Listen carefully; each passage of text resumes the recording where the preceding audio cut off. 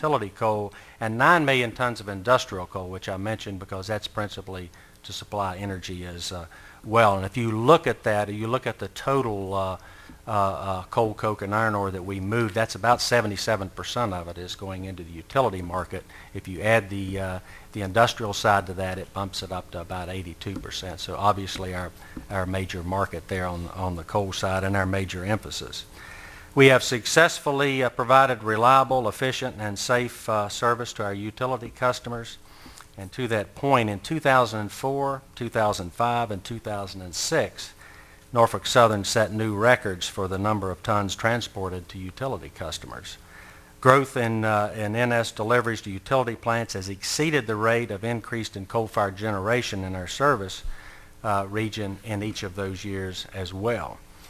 Growth in the Norfolk Southern coal volume has consistently surpassed the growth in coal production for each of the major coal-producing regions that we serve. And currently, many of our customers and some of our largest customers, matter of fact, 3 of our larger customers on the utility side have cars available for loading. In other words, if you want to say in storage, but available, I like to look at it as available for immediate delivery if the need arises. All of that would tell you, when you take all of that into context on that front, tells you that the stockpiles have risen certainly compared to last year, but they're either at or above the targets, and those are individual targets set by utilities and not by us.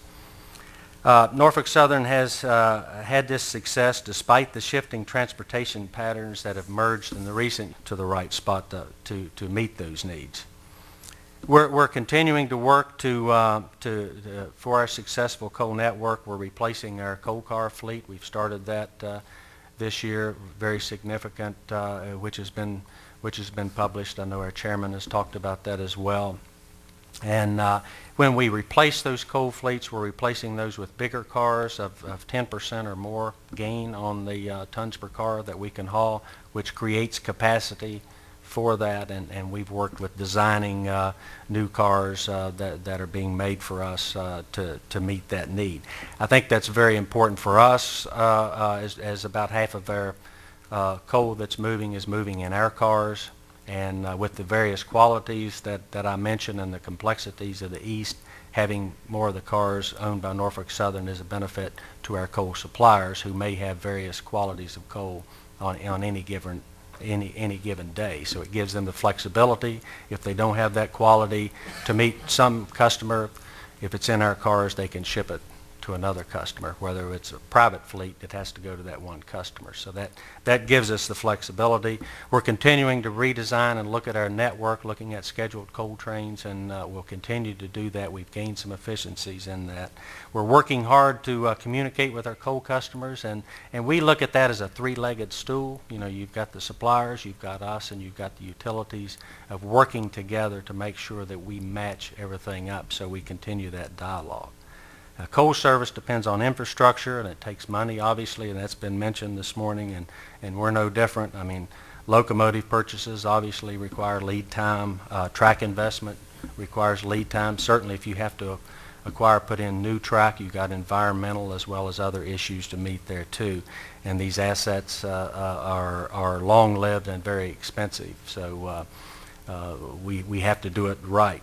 Now, I'm not the ethanol guy. We filed comments on ethanol. Ethanol is an emerging market, important to us. If you compare it on the coal side, it would be roughly 2% of the number of cars we move on coal. But it's an important market to us in the future. But it's going to be small in that. We appreciate being able to come here and file these comments. Thank you. Thank you, sir. Appreciate you coming. For agricultural products. And Tim's responsibilities include ethanol. We have a few slides. We're going to use those to address coal first and then discuss ethanol. We appreciate the opportunity to be here at this hearing and to talk about the essential role that railroads play in the transportation of energy.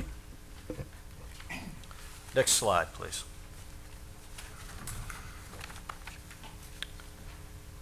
Railroads are critical in terms of helping alleviate our nation's addiction to oil.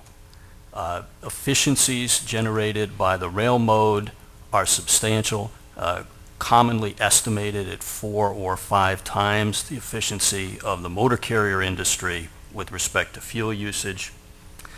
Our business on CSX has grown, and while it has grown, we have actually been able to reduce our annual fuel consumption. So there are efficiency gains possible in the rail mode. We're increasing the capital investment on CSX. We've moved from a historical level of about $1 billion a year to $1.4 billion in 2006, to a similar, actually slightly larger number in 2007 of close to $1.5 billion, and we have projected that that number will continue to increase. We believe that good public policy should support conversion of traffic to the rail mode to gain efficiencies, and we support those efforts. Mr. Jenkins. Good morning, Vice Chairman Buttry, Commissioner Mulvey. I'm Chris Jenkins, Vice President of the Coal and Automotive Service Groups at CSX Transportation. With me today is Tim McNulty, Director of Marketing. Years, utilities have been shifting their strategies for where they purchase coal, and sometimes it's on short notice.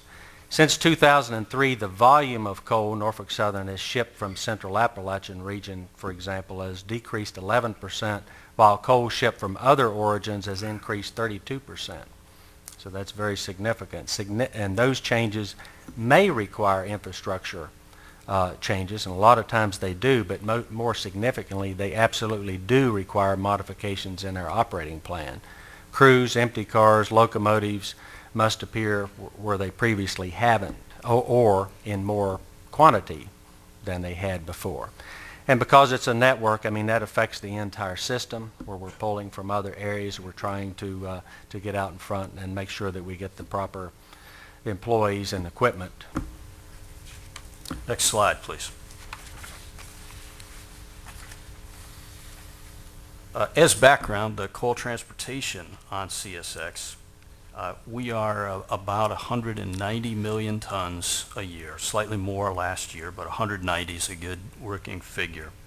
We serve 130 loading points in 9 states, and in a typical week, about 31,000 carloads of coal would be loaded on CSX, and another 4,000 would be received from other rail carriers for delivery to CSX customers. 77% of the coal we move ends up in electric power generation. So we do move it for other markets such as export, industrial, steel making, but really at the heart of it is electric power generation. Next slide.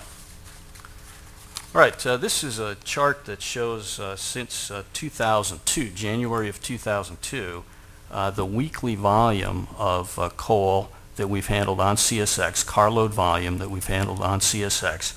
And you can see that that has risen from about 30,000 to a total of 36,000 or so this year. That's so order of magnitude, a 20% increase, includes both the loads we originate as well as the loads we receive. And while this pattern shows continuous growth looking from 2002, if we go a little further back in time, next slide please, we see more of a sawtooth pattern. This is a pattern that's somewhat consistent with the boom and bust pattern in the eastern coal industry. It is the case that in 2001 we had extremely strong demand for transportation. That weakened considerably in 02 and 03, began to recover in 04, then 05, 06, and thus far 07 have been reasonably strong years for coal transportation demand on our railroad system. Now the difference between the peaks and the valleys here is pretty significant. It's about 20 million tons a year, which is 200,000 carloads. So this cycling is significant. And what you have is that during the periods of strong demand. They're typically characterized by rising coal prices, scarcity of coal, and strong demand for transportation and sometimes perceived shortages of transportation capacity. And then the weaker periods, what we call the bust periods, are characterized typically by falling coal prices, by excess transportation capacity, and sometimes this is quite severe. If we go to the next slide, please. In fact, looking at that 2001 peak and then the fall off in 2002, this is a cutout from our quarterly earnings for July of 2002, just about exactly 5 years ago. And at that point, we had passed the market peak, and we said, hey, most of our other markets are looking pretty good, but coal is weak, and it's weak because utility inventories are high. And if we go a little further to the next slide, please. We actually had to issue a earnings outlook by the by the third quarter of that year due to weak coal traffic. And this period of weak coal traffic was characterized by gross excess capacity on our system, including thousands of shipper and system-owned cars in storage due to lack of loading. All right, next slide, please. Now, underlying that is a pattern of changes in utility inventory levels in the East. And Commissioner Mulvey, you mentioned the importance and significance of inventory. What we see, of course, are significant changes in inventory levels that correspond roughly to the changes in demand for transportation. When inventories are being built, that is to say when coal stocks are rising, transportation demand is strong, and during periods of inventory depletion, transportation demand is weak. I think one of the most significant things in this chart is that whenever the line is sloping up for a sustained period, it means that the transportation system in the East is delivering coal more quickly than it's being used by the utilities. We're building inventory. So we had a period of building in '01 and into early '02, and then a very significant and sustained period of building beginning in '05 and continuing through the present. And today, most measures of utility inventory say that we are at a record high level for the decade, and that we have now been running more than 2 years with deliveries in excess of burn. Next slide. To summarize for coal, we think that it is an issue of communication and planning, and good planning can only help in this kind of a market where there are natural cyclical changes and where there are sourcing changes. The communication between the railroads, the coal users, and the coal producers can produce better plans, perhaps reduce some of the cyclicality that wastes effective capacity. There are also smaller opportunities to improve efficiencies throughout the system, work by railroads, work we're doing to reduce train cycle times, work with customers to reduce unloading times. And with that, we'll reintroduce Tim McNulty on ethanol. Welcome, sir. Thank you. Thanks, Chris. Production of renewable fuels certainly offers an exciting opportunity to the agricultural industry. It's hard to pick up a piece of correspondence that doesn't address or offer an opinion on are we producing enough renewable fuels? Should we produce more renewable fuels? And we've heard numbers taking it up from the current mandate of 7.5 billion gallons as high as 35 billion gallons in some instances. And as those production increases are forecasted or contemplated, the inevitable question is, can we transport it? And specifically, can rail handle their portion of that? CSX has created this slide over my left shoulder that addresses that issue, and perhaps Commissioner Mulvey provides some scale, at least from CSX's perspective, of how we feel about this market. Some might consider this a worst case scenario. I personally would consider this a best case scenario from a railroad perspective. But if and it's laden with assumptions to say such that if 35 billion gallons of a mandate was put in of 35 million gallons of renewable fuels, and assuming that 35 billion gallons was all ethanol, and if all 35 billion gallons moved rail, and if those gallons were equally split between the population centers in the east and the west, and if CSXT handled 50% of the eastern movements, and since there are two Class 1 carriers in the east, CSX handled 50% of the eastern movements, then the increase in carloads would only be 4% of current CSXT traffic. So if all those assumptions took place, and again, this is a simplistic mathematical function of how would it look in the market, it would be the equivalent of 4% of CSXT's current transportation.